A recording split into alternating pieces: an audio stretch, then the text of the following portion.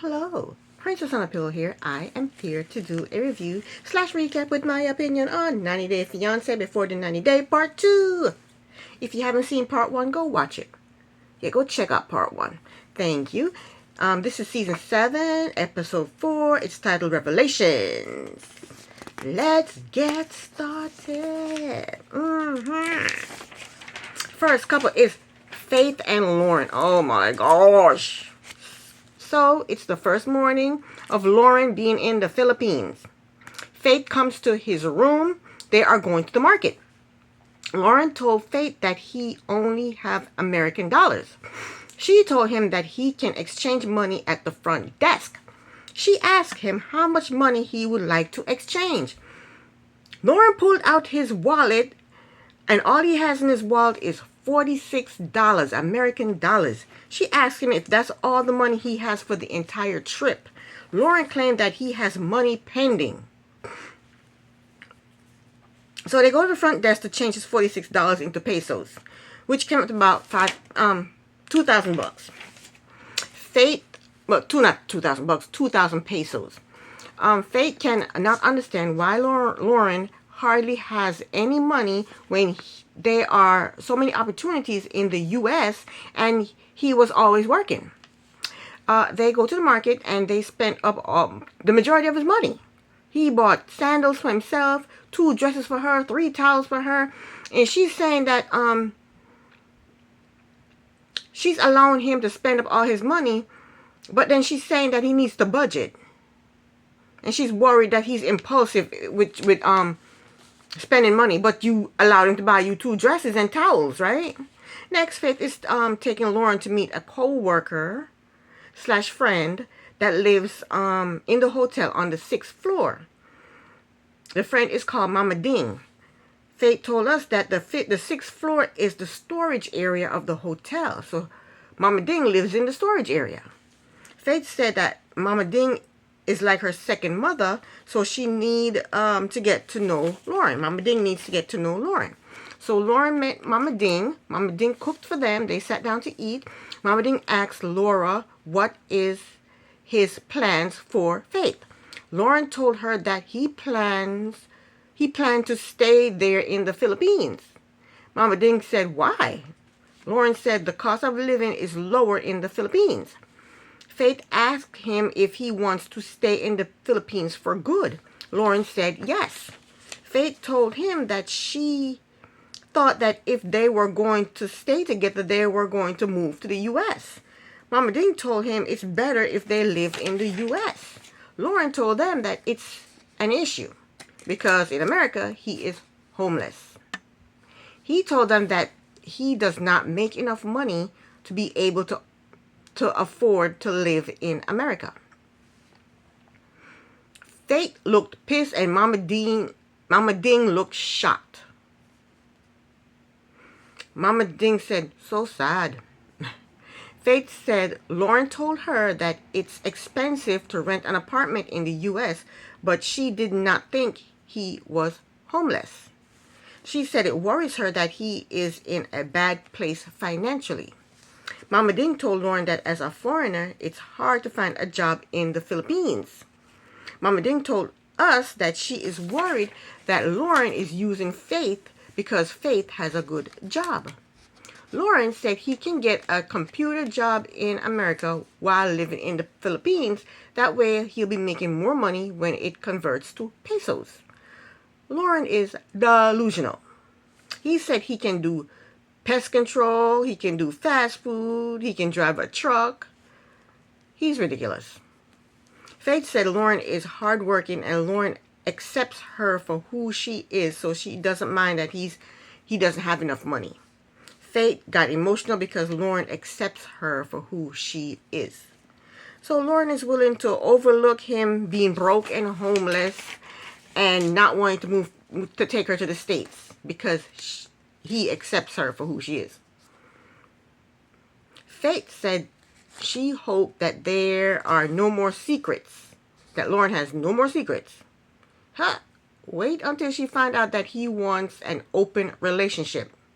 I also heard through the grapevine that he has an ex-wife and kids, and he has to pay child support, and that is the reason why he does not want to live in the States. He is trying to dodge paying child support.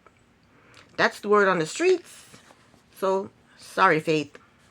Next, Lauren is in his room. He said he got a text with bad news.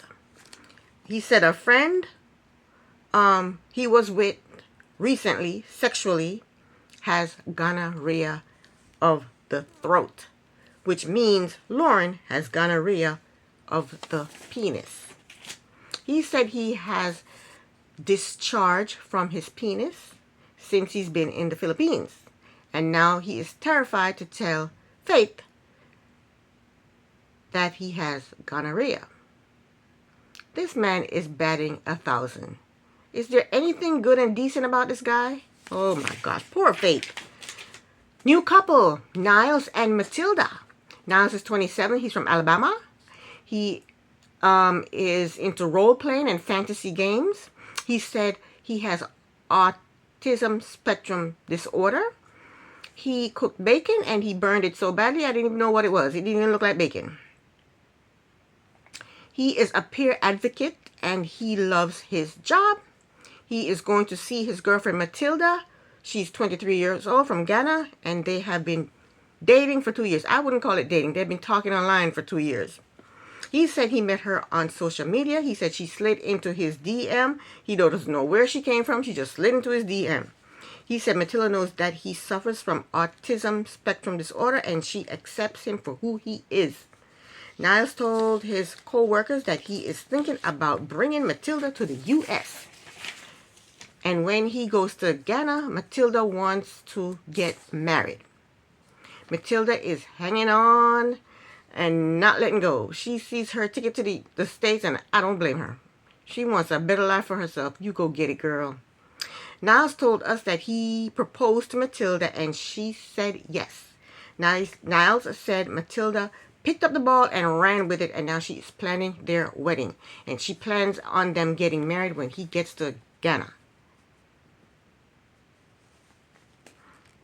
He said he is stressed out.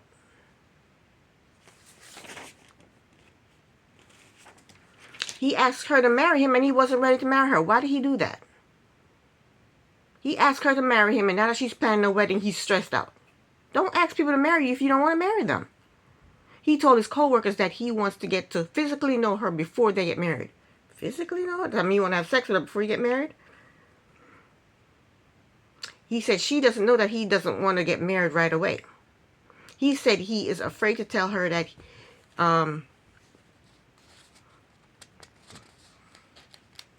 that he doesn't want to get married this quickly. Well, you should have never asked her to marry you. You should never ask her to marry you until you were ready to get married.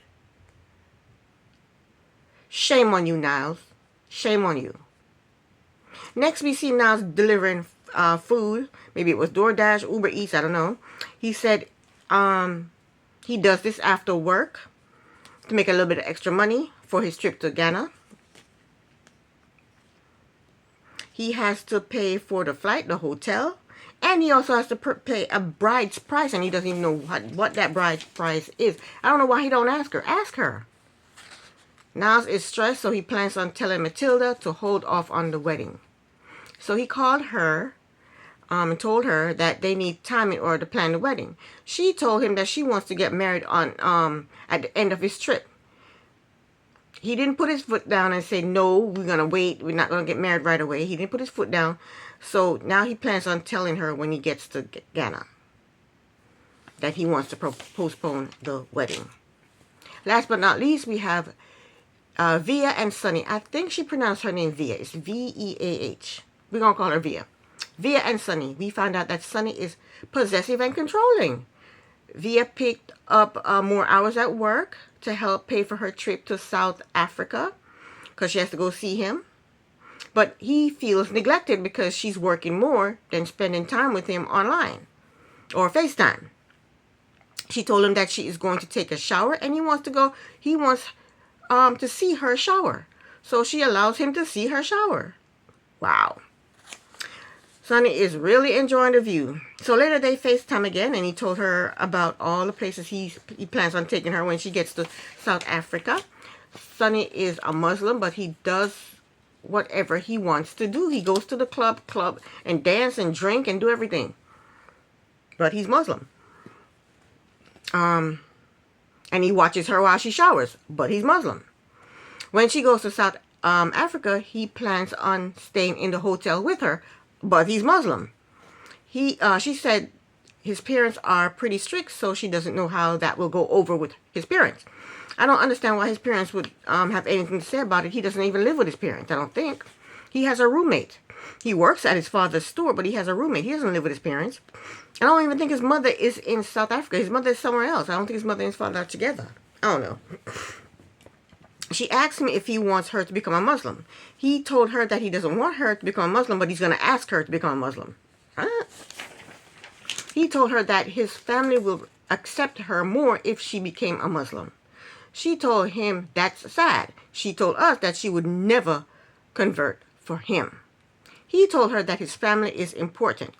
Mostly everybody's family is important to them. So what are you talking about? Next day, her ex-boyfriend Rory comes over while she's getting her dog ready to go to the sitter. They drop the dog at the sitter, and Via had a long list of do's and don'ts for the sitter. The dog needs sunscreen if he goes out in the sun. The dog only drinks bottled water. The dog's favorite snack is cucumbers. The dog has to sleep in the kennel. If the sitter has friends come over, she has to put a diaper on the dog. Why does she have to put a diaper on the dog if the friends come over? I don't understand that. I wonder how much she's paying the sitter. So later, Via and Rory, they go to a cafe. Rory asks Via if anyone has visited her since she moved. Via said she asked her mother to come visit her, but her mother didn't. She said her mother is homeless again. So why her mother can't come live with her? Why her mother gotta be homeless? She said her closest sibling is one of her brothers. They're a year apart, and her brother got shot by law enforcement a few years ago. Then she said around the same time, her and Rory had gotten pregnant, but they end up losing the baby. Wow, she's had a rough life. She said her and Rory grew apart and then they broke up. Rory asked her if Sonny knows he's coming with her to South Africa. She said no. Rory asked her why didn't she tell him. She said because she does not want to get into a fight before going to South Africa. So she would rather get into a fight the day she gets to South Africa and Sonny sees Rory instead of getting into a fight before she gets to South Africa. She said Sonny can get really pissed off. Well, her bringing her ex to South Africa and not telling him, that would piss him off. Rory said he feels uncomfortable going with Sonny, not knowing that he's coming. So why are you going, Rory? You should tell her, hey, I'm not going. Forget this. I am not going. You know, Rory needs to back out of this trip. Don't go if you're uncomfortable. Via thinks that once she's in South Africa with Sonny, she will be able to talk him into not being angry. Good luck with that. That was the end of the episode, and this is the end of my review. Thank you so very much for watching. Princess on a Pillow here. Bye.